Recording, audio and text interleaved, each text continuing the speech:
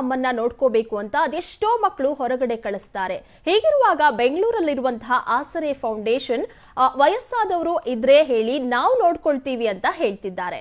ತಂದೆ ತಾಯಿ ಇಲ್ಲದ ನೋವನ್ನ ನಿರಾಶ್ರಿತರಿಗೆ ಆಶ್ರಯ ನೀಡೋ ಮೂಲಕ ಇಲ್ಲೊಂದು ದಂಪತಿ ನೀಗಿಸಿಕೊಳ್ತಾ ಇದ್ದಾರೆ. ಬೇರೆ ಜಿಲ್ಲೆಗಳಿಂದ ಇಲ್ಲಿಗೆ ಬಂದವರು ಕೂಡ ಮನೆಯಷ್ಟೇ ನೆಮ್ಮದಿಯಿಂದ ಇಲ್ಲಿದ್ದೀವಿ ಅಂತ ಸಂತಸವನ್ನ ವ್ಯಕ್ತಪಡಿಸ್ತಾ ಇದ್ದಾರೆ. ಇಲ್ಲಿ ಆಶ್ರಯ ನೀಡೋದ್ರ ಜೊತೆಗೆ ಬೋರ್ ಆದಾಗ ಆಟವಾಡೋದಕ್ಕೆ ಗೇಮ್ ಕೂಡ ಇದೆ. ಈ ಕುರಿತು ಮಾತನಾಡಿದ ಆಸರೆ ಫೌಂಡೇಶನ್ನ ಸಂಸ್ಥಾಪಕ ಜಯರಾಜ್ ನಾಯ್ಡು, ನನಗೆ ತಂದೆ ತಾಯಿ ಇಲ್ಲ, ಹಾಗಾಗಿ ಇವರನ್ನ ನೋಡಿಕೊಂಡು ನೋವನ್ನ ಮರೆಯುತ್ತಿದ್ದೇನೆ ಅಂದ್ರು.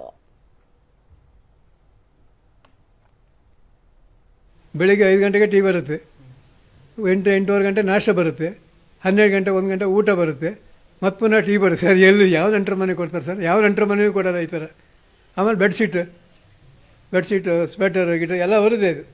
ನಾನು ಹಾಕೋ ಸ್ವೆಟರ್ ಗಿಟ ಎಲ್ಲ ಅವರೇ ಕೊಟ್ಟದ್ದು.